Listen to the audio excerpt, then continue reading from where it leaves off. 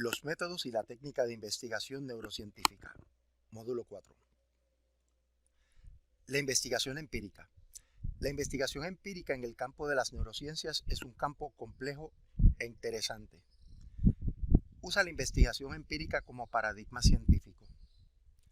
La investigación científica es la única forma de retar continuamente el conocimiento adquirido a través del método empírico.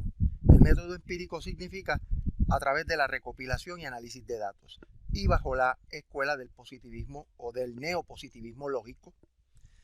La escuela del neopositivismo lógico es una que plantea que, por ejemplo, el conocimiento está disponible, lo importante es que el ser humano a través de los sentidos acceda a recopilar una información y que esa información, una vez se recopila, se pueda organizar y nos permita advenir el conocimiento.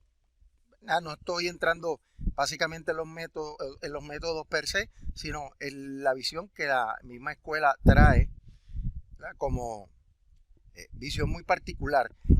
El concepto de neo lo que plantea, ¿verdad?, es que la verdad, el acceso a la verdad es uno que es relativo al contexto, es relativo a la circunstancia y que pues puede cambiar constantemente a través de evaluaciones o de investigaciones que permitan estar constantemente retando el conocimiento. Por ejemplo, muchas de las investigaciones sobre el comportamiento de las neuronas ante el uso de las drogas han ido evaluándose, por ejemplo, ante el uso de la marihuana, donde en el pasado varios de los estudios hablaban muy negativo sobre el uso de la marihuana y el funcionamiento cerebral. Hoy en día, algunos resultados han retado esa posición en términos de que se encuentran ciertos beneficios del uso de la marihuana, pero nuevamente esto está sujeto a que otras investigaciones con métodos similares vayan validando o rechazando constantemente las hipótesis que se establecen. Así que pues eso es un poco la base filosófica, ¿no?, que se alimenta del método empírico de recopilación válido y confiable de datos que nos lleva al método científico. Ahora, lo que es importante a raíz de todo esto es que la generación y puesta a prueba de teorías y modelos sea constante, que esta generación de conocimiento sea una constante para permitir que la ciencia pueda avanzar paulatinamente. Ahora, formulación de teorías y modelos. La teoría, que es un presupuesto o una suposición o una explicación tentativa de un fenómeno, ¿verdad?, lo que hace fundamentalmente es integrar e interpretar diversas observaciones en un intento de explicar algún fenómeno. La teoría en sí explica hechos, pero también ayuda a generar otras hipótesis con el propósito de hacer otros estudios o ampliar la base de generación de conocimiento de un fenómeno. Y que lo que decimos es que pues el investigador puede generar una teoría, pero en la medida que va probando esa teoría puede ir ampliando la teoría, también puede irla haciendo más limitada o más fragmentada, ¿verdad? Así que el issue fundamental aquí es que el investigador puede construir una teoría compleja a partir de una más sencilla, y la realidad es que la misma se puede sostener a través de los datos, como habíamos mencionado anteriormente.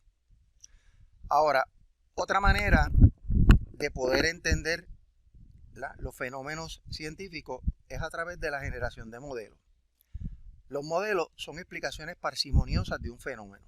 Cuando hablamos de parsimonioso, ¿verdad?, que parece una palabra un tanto sofisticada, o como decimos de domingo, lo que estamos diciendo es que los científicos, antes de probar teorías complejas, podemos tratar de crear planteamientos científicos a través de modelos. ¿Por qué? Porque la teoría, luego de la teoría lo que buscamos es establecer axiomas que son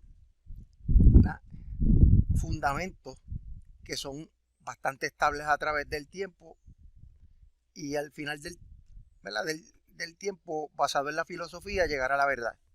Así que una explicación parsimoniosa es una explicación sencilla. Por ejemplo, yo puedo empezar a investigar un fenómeno con dos variables. Eso es una explicación parsimoniosa, pero sabemos que el objeto de estudio puede ser mucho más complejo que dos variables, 3, 4, etc. Pero comenzamos explicando un fenómeno con dos variables y luego vamos añadiendo otras en el camino. Así que la parsimonia como concepto es que tenemos que buscar las explicaciones científicas más sencillas primero, y en la medida que las vamos obteniendo, dichas explicaciones se van tornando más complejas. Así que, por definición, los modelos buscan explicar el comportamiento de unas variables o de las variables que son de importancia tanto en un plano correlacional o asociativo, asociando unas variables con otras, o causal, haciendo estudios de laboratorio o trabajando con modelos estadísticos sofisticados que tratan de establecer causa y efecto, como lo que se conoce como modelos de ecuaciones estructurales. Ahora, en la investigación, a pesar de que hay muchos métodos de investigación, los más comunes, sobre todo en el campo de la psicología y la neurociencia, son los estudios de laboratorio, donde hacemos experimentos. ¿Y qué es un experimento? Un experimento es un estudio en que el investigador va a manipular varias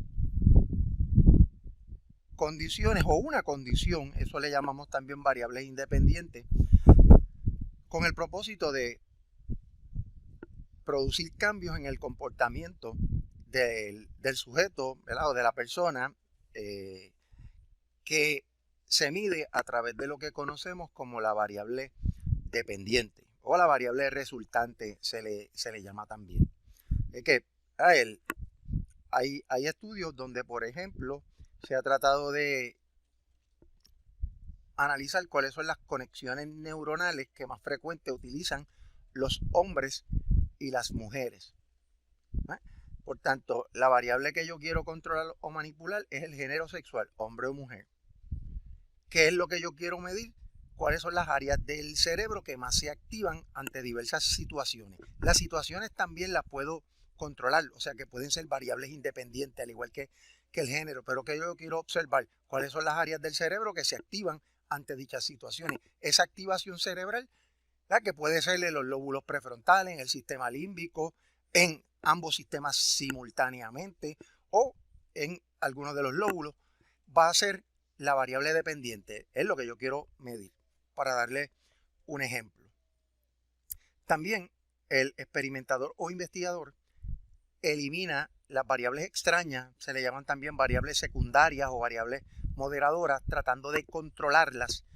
En los estudios de laboratorio, pues se trata de controlar utilizando el ambiente de laboratorio, pero también está lo que se conoce como control estadístico. Por ejemplo, uno de los análisis que busca controlar el efecto de variables a través de control estadístico es la regresión, que aísla los efectos que fundamentalmente tiene la variable independiente con la dependiente o las independientes con la dependiente y entonces, ¿verdad?, que son los efectos de la regresión, pero también se trata de controlar estadísticamente el efecto de otras variables que pueden ser extrañas o secundarias. Ahora, en un estudio correlacional, el investigador no controla una variable independiente, sino que la observa, ¿verdad?, si son dos o más y están relacionadas sin que se pretenda establecer causa y efecto. Esto es uno de los elementos bien importantes. La correlación me permite a mí observar cómo se asocian dos variables, ¿verdad? Nosotros tratamos de asociar cómo una persona se comporta basado en el consumo de algún tipo de medicamento. Nosotros tratamos de controlar el ambiente, la dosificación, el tiempo en que se le va a dar el medicamento a la persona. Esas son todas las variables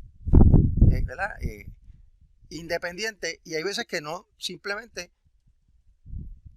al no controlarse, pues simplemente lo que se quiere ver es: te di el medicamento bajo determinadas condiciones y quiero ver tu reacción. Claro, hay estudios correlacionales que se pueden hacer dentro de un laboratorio, pero no es la norma, Los estudios correlacionales se hacen más a través de estudios de campo, a través de cuestionarios, o simplemente observando el comportamiento de una persona luego que se le somete a un estímulo determinado, y para evaluar una respuesta, pero no se asume causa y efecto. Por ejemplo, ha habido estudios donde se trata de ver cómo se reduce la cantidad de episodios epilépticos en una persona con condición de epilepsia aplicando la técnica de estimulación magnética transcranial, que lo vamos a ver ya mismo, pero en breve. Simplemente se colocan diferentes magnetos, ¿verdad?, con diferentes potencias en áreas del cerebro, y esto se ha encontrado, ¿verdad?, se asocia que cierta cantidad de magnetismo que se aplica en el cerebro, ¿verdad? Recordemos que el cerebro a nivel neuroquímico y a nivel eléctrico genera impulsos, ¿verdad?, que son los que se miden de diferentes maneras, por lo que la estimulación magnética transcranial se ha encontrado que tiende a reducir, ¿verdad?, los episodios de epilepsia. Eso es una hipótesis correlacional. Mientras más magnetismo te pongo, menos ataques te van a dar. Incluso matemáticamente es una correlación negativa. Más estimulación, menos ataque. Para que tengan una idea, ¿verdad?, de lo que, ¿verdad?, hacen los estudios correlacionales, sobre todo en el campo de las neurociencias. Aquí podemos observar en este diagrama los estudios de laboratorio versus los estudios correlacionales. Aquí en A tenemos un estudio correlacional donde A es el que una persona tenga una lesión en el lóbulo frontal, que sería A, y B es la conducta criminal. Aquí queremos ver la asociación entre A y B. En el caso de las correlaciones, como no se asume causa y efecto, tanto A pudiese causar B como B pudiese causar A. Eso es sin tomar en consideración que existen variables extrañas que pudiesen estar afectando. Por ejemplo, el uso de drogas o el abuso físico puede causar tanto A como B. Por eso es que al no controlarse las variables independientes, pues es difícil uno poder saber qué causa qué. Ahora, en el caso B, que tenemos un estudio experimental, tenemos sobre todo esto en animales, la variable independiente, ¿verdad? Usualmente estos estudios se hacen en ratones, se crea una lesión en el lóbulo frontal en el ratón, y como se controla las características del ratón, el ambiente donde está, y luego se observa la conducta agresiva, se trata de controlar el efecto, y no se tiene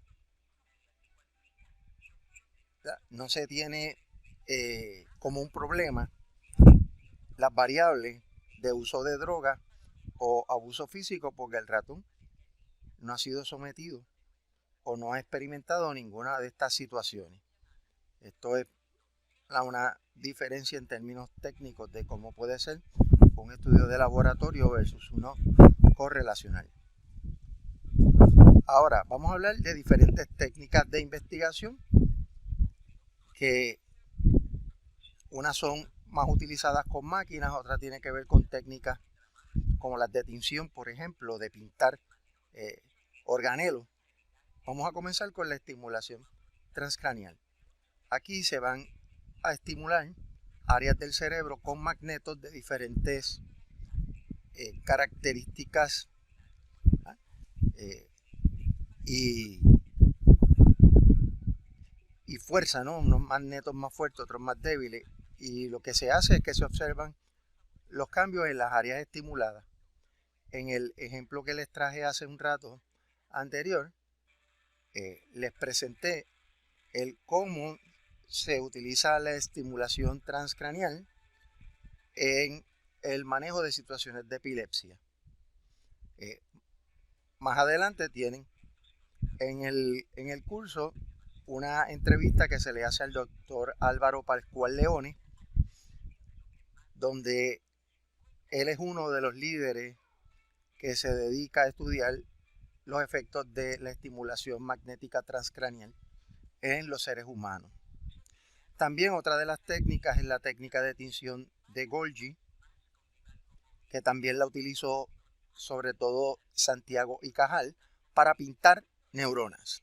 Básicamente se utilizan unos componentes químicos que pintan las neuronas.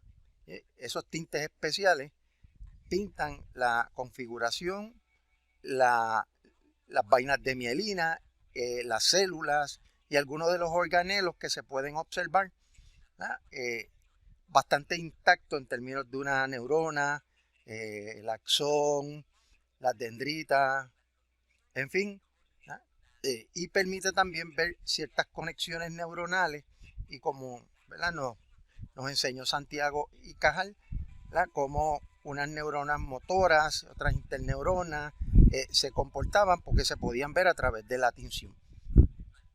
También está la autorradiografía.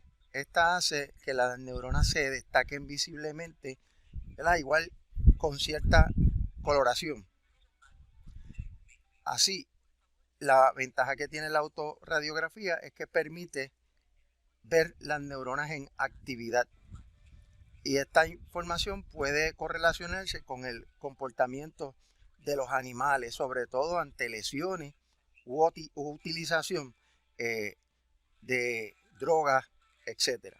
También tenemos los inmunocitoquímicos. Esta técnica utiliza los anticuerpos junto con un tinte para identificar componentes celulares. Aquí el inmunocitoquímico permite poder ver células receptoras, los receptores también, los neurotransmisores y algunas enzimas. Ya el inmunocitoquímico permite ver bien a nivel micro, por ejemplo, como cuando dos neuronas se conectan en ese espacio donde se da la sinapsis, poder observar cómo se comporta ese fenómeno a través de los mismos neurotransmisores. Y aquí pues tenemos un ejemplo. Esta es la tinción de Golgi, que la popularizó Santiago y Cajal. También aquí vemos cómo la mielina se puede pintar, se puede tintear en la materia blanca, y también otro tipo de tinción. Por ejemplo, en la parte superior del cerebro, en el área cortical, las áreas corticales. Así que pues, la idea de estas tinciones es poder ver en la medida que se puede el comportamiento de las neuronas y de los diferentes tipos de neuronas. Por ejemplo, aquí tenemos dos neuronas que se interconectan.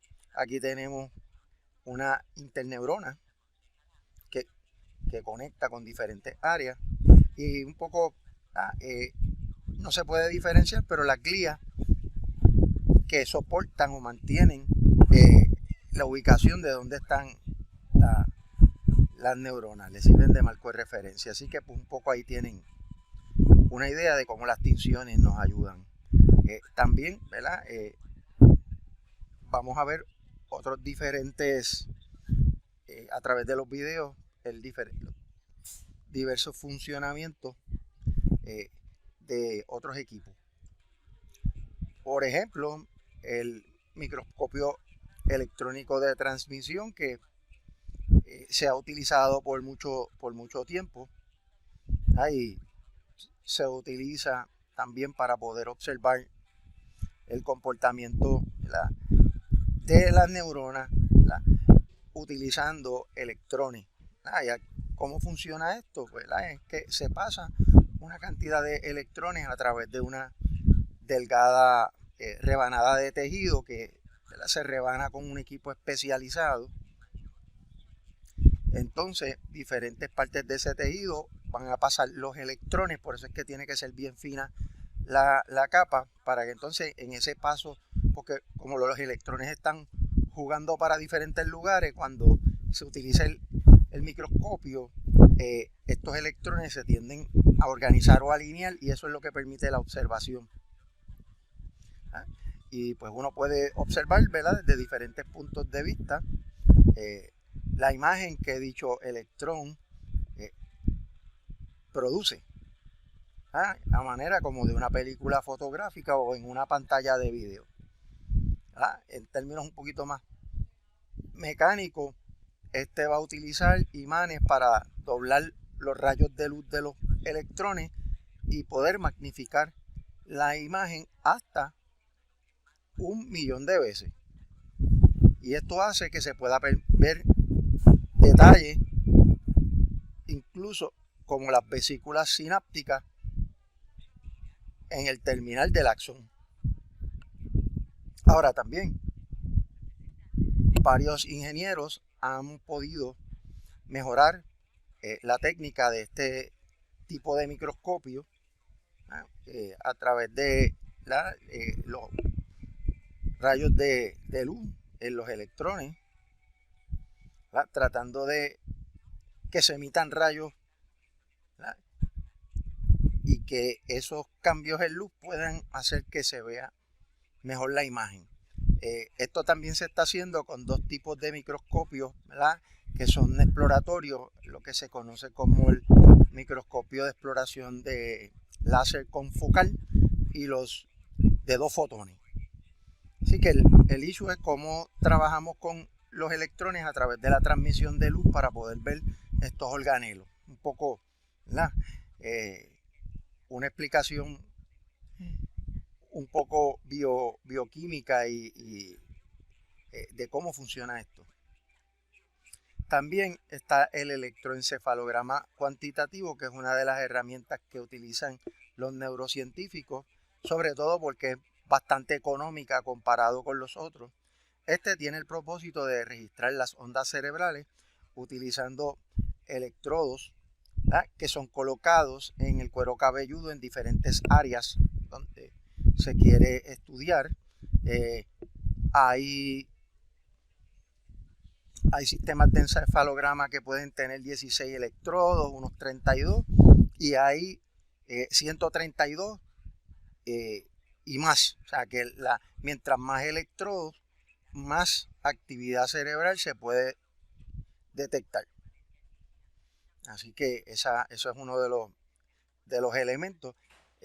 También los electroencefalogramas cuantitativos son más útiles cuando yo quiero observar cambios en la excitación, cambios en cómo el cerebro reacciona ante diferentes estímulos. Ahora, estímulos breves o pequeños no tiende a tener dificultad porque se pueden confundir con ruido.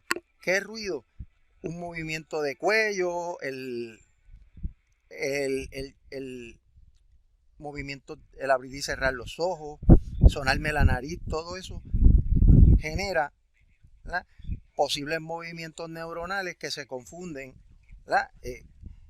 Y entonces pues no estoy teniendo una medida precisa, aunque ya con los ordenadores y con los sistemas computadorizados modernos, pues estos sistemas pueden identificar qué es comportamiento neuronal, ¿verdad? ¿Cuáles son los comportamientos que están realmente asociados con las neuronas, con las redes neuronales y lo que es ruido, cualquier cosa que afecta, ¿no? Y lo que hace es que combina, trata de promediar verdaderamente lo que es el comportamiento del cerebro y elimina todo, ¿verdad? Todas aquellas ondas eléctricas que no se asocian, eliminando el ruido totalmente. Así que eso es básicamente cómo el equipo funciona. Y pues la idea es ver cómo se comporta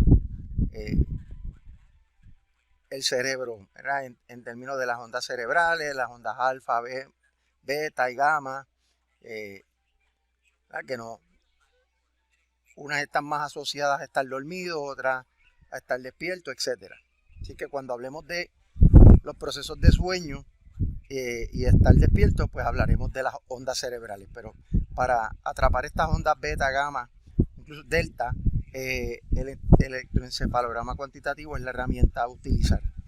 También cuando queremos observar áreas específicas del cerebro, sobre todo en pacientes que pueden tener alguna lesión, o también se ha aplicado en pacientes con epilepsia. Aquí se introduce una aguja en el cerebro y esa aguja coloca un electrodo en unas áreas particulares y se observa ese comportamiento aislado al del cerebro en su totalidad.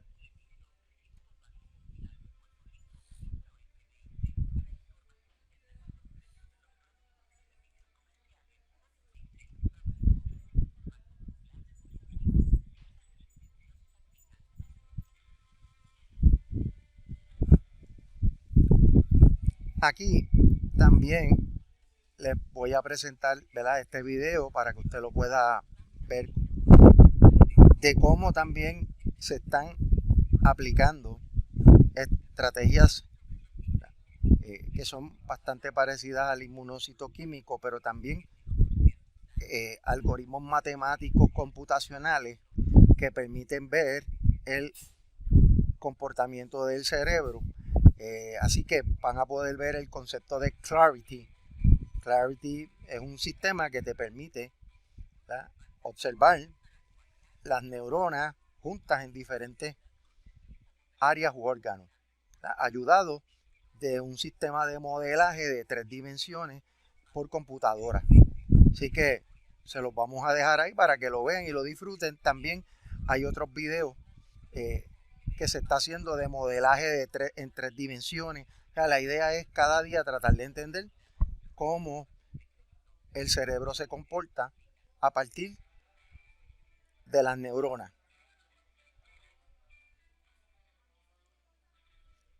Otras técnicas de investigación es lo que se conoce como la máquina de tomografía computadorizada o CT scan. Este produce una serie de radiografías tomadas de diversos ángulos y una computadora combina la serie de secciones transversales, horizontales, bidireccionales o rebanadas. Es como que estas máquinas lo que tienden es a sacar diferentes fotos, ¿verdad?, tanto en diferentes ángulos, y luego los une y genera imágenes bidimensionales, ¿verdad?, donde uno puede explorar, ¿verdad?, imágenes al final, ¿verdad?, del cerebro de una manera tridimensional. O sea, comienza haciendo cortes bidimensionales, lo une y genera una imagen tridimensional. También están las máquinas de imágenes estructurales de resonancia magnética o el MRI. Estas trabajan midiendo las ondas de la radiofrecuencia emitida por los núcleos de los átomos del hidrógeno cuando se someten en un campo magnético fuerte. No es muy distinto del CT o el CT scan. Lo único que el CT es más enfocado en unas radiografías, como si fueran rayos X, acá, ¿verdad? El MRI utiliza la resonancia magnética para crear, ¿verdad?, diferentes fotografías, ciertamente, pero a través de ondas de radiofrecuencia. Por eso es que cuando usted se mete dentro de uno de ellos, suena como martillo, porque eso es lo que provoca el proceso de generación de ondas, que lo que hace al final es que pues utilizan los núcleos de átomos de hidrógeno para crear unas imágenes que son magnéticas realmente. Y eso es lo que hace que usted pueda ver, ¿verdad?, con bastante precisión áreas del cerebro que pueden ser totalmente anormales, ya sea por lesiones, por tumores o pues porque la persona nació con determinada condición. Una variante del MRI se conoce como la proyección de imagen del telson de difusión. Este utiliza el agua o las moléculas de agua para medir cierto movimiento, ¿verdad?, a nivel molecular. Se ve un poco, ¿verdad?, como si estuvieran las áreas moviéndose utilizando, ¿verdad?, el agua que tiene el cerebro. Como el agua, ¿verdad?, se mueve fácilmente a través del cerebro y a nivel micro desde los axones, uno puede, ¿verdad?, medir con bastante precisión la calidad de las imágenes.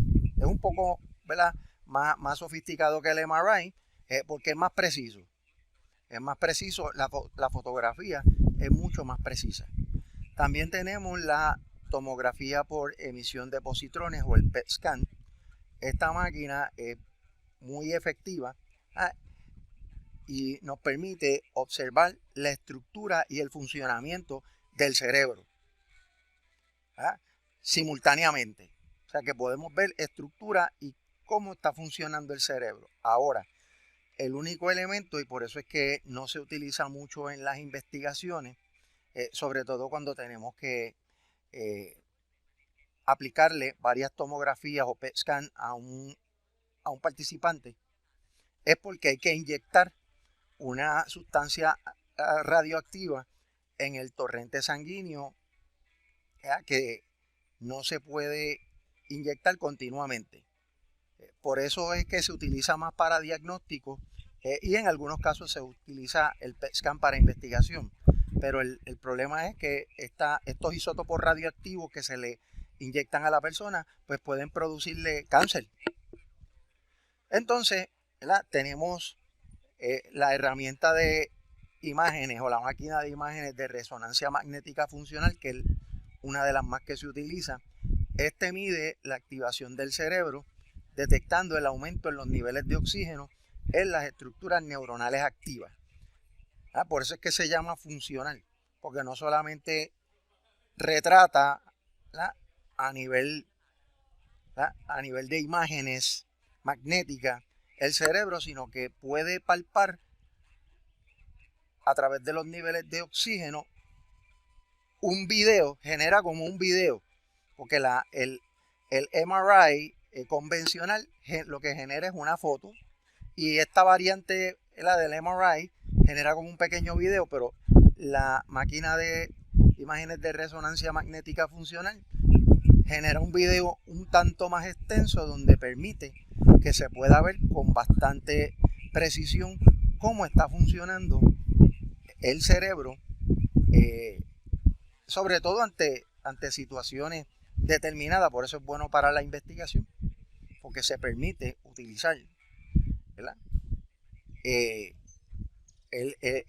no solamente mirar la estructura, sino mirar su funcionamiento. Así que eso es bien importante, y por eso es que se convierte, además de que tampoco es invasivo, no hay que inyectar nada, y se ha encontrado que el utilizarlo con frecuencia no afecta a las personas. O sea, las imágenes, el magnetismo no afecta severamente a las personas. Eso es lo que se ha encontrado con animales y con personas al día de hoy. Ahora, algunos expertos en el campo de la neurociencia, sobre todo aquellos que de origen o de línea darwinista, han estudiado mucho pues cómo la herencia o la genética y el ambiente impactan el comportamiento, ¿verdad? Psicofisiológico de los individuos. Así que estos estudios, los estudios correlacionales sobre la herencia, ¿verdad?, un poco tienen la dificultad de que se hace difícil aislar los efectos genéticos de los ambientales. Así que por eso muchas veces se prefiere hacer estudios con gemelos monocigóticos, que los gemelos idénticos que vienen del mismo cigoto. Algunas veces también lo hacen con gemelos disigóticos, que son fraternos.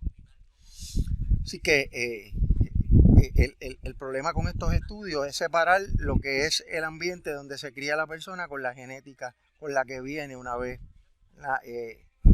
fecundado a nivel, y se convierte en un organismo. Como habíamos mencionado anteriormente, el problema con estos estudios es que no se puede evaluar causa y efecto. Y claro, en el laboratorio se pueden evaluar, ¿verdad? Aquí lo digo como que no se pueden evaluar, sí se evalúan. Lo que pasa es que, pues nuevamente, las correlaciones siempre van a ser métodos asociativos. Por eso es que algunos investigadores prefieren utilizar el método de regresión lineal o regresión logística. Ahora, el problema que existe en las correlaciones de laboratorio también es uno de validez externa, que es más preocupante porque la validez externa establece que mi estudio pueda generalizarse a poblaciones con personas similares, pero cuando se hace un estudio de laboratorio es difícil yo generalizar al medio ambiente o a personas que son de otras poblaciones. O sea que existe un problema en la generalización de los resultados. Otras técnicas que se están utilizando también es la ingeniería genética. La ingeniería genética ha adoptado también un enfoque experimental para observar cómo manipular genes en su funcionamiento y alterar las características de una especie, ¿verdad?, con las implicaciones éticas que eso pueda tener. Por eso se siguen trabajando con organismos como ratones, en algunas investigaciones utilizan peces. Va a depender de la preferencia de los investigadores. Dentro de esas técnicas está la que se conoce como knockout. Aquí se introduce una mutación no funcional de un gen aislado, y eso se convierte en un gen alternado que se introduce en un embrión. ¿Sí? Esa mutación lo que trata de ver es cómo altera el crecimiento y el comportamiento posterior de un embrión. También otras técnicas que utilizan es bloquear el ácido ribonucleico o RNA. También se hacen transferencias de genes de una especie a otra. Por ejemplo, se ha utilizado unos genes que se transfieren en embriones de peces para que estos brillen, por decirles algo.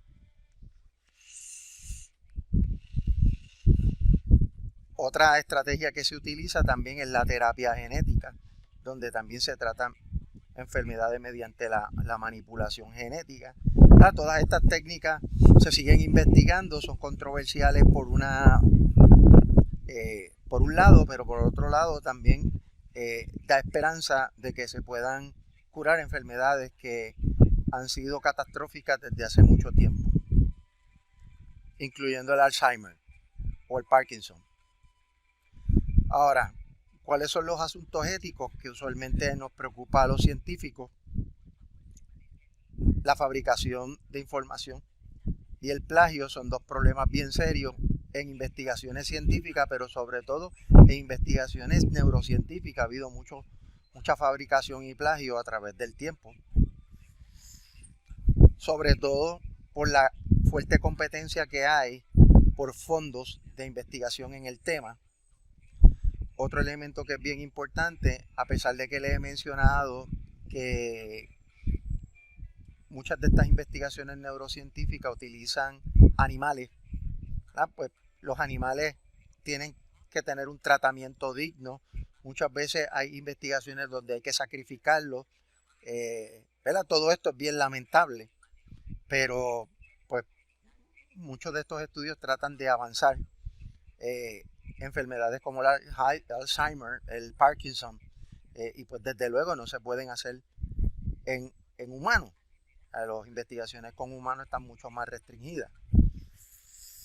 Otro tema que es importante es que cuando se seleccionan participantes para la investigación, se tiene que conseguir su consentimiento explicándole de qué va a tratar el estudio, qué es lo que se persigue. Y en casos donde no se le puede explicar en principio porque puede alterar, ¿verdad?, el comportamiento de alguna variable independiente, tan pronto el estudio culmina, se le tiene que informar esa información que no se le había dado en principio porque podía afectar el comportamiento en alguna de las variables independientes. También pues los neurocientíficos, especialmente, ¿verdad?, todos aquellos que están en el campo de la neuropsicología, se tienen que llevar por las guías para investigación con seres humanos y animales de la American Psychological Association y también las del National Institute of Health, el National Science Foundation. Todo eso hay que tomarlo en consideración. Por eso es que uno tiene que seguir los protocolos que establecen tanto el Departamento de Salud, el National Institute of Health y el National Science Foundation, junto con las guías propuestas por la American Psychological Association. También, como les mencionaba en un principio, la manipulación genética hay que trabajarla con mucho cuidado, sobre todo cuando se está trabajando con seres humanos. También muchos de los estudios que se están realizando en el desarrollo de equipos y metodologías para estudiar el cerebro, hay que evaluar primero que para usarse en investigación, hay que evaluar cuán confiable y válido son los mismos antes de uno realizar cualquier tipo de estudio. Por eso es que muchas de estas técnicas como la máquina de imágenes de resonancia magnética tardaron muchos años en sacarse al mercado porque también pasaron por sí mismos por una serie de investigaciones para tratar de validar el equipo y cualificarlo en términos de confiabilidad y validez. También otra de las preocupaciones, sobre todo en los campos bastante de reciente creación, como la neurociencia organizacional, el neuroliderazgo y la neuroeconomía, es que hay que tener mucho cuidado al extrapolar resultados científicos en las aplicaciones en la neurociencia organizacional, el neuroliderazgo y la neuroeconomía. Ya más adelante hablaremos un poco de ese tema.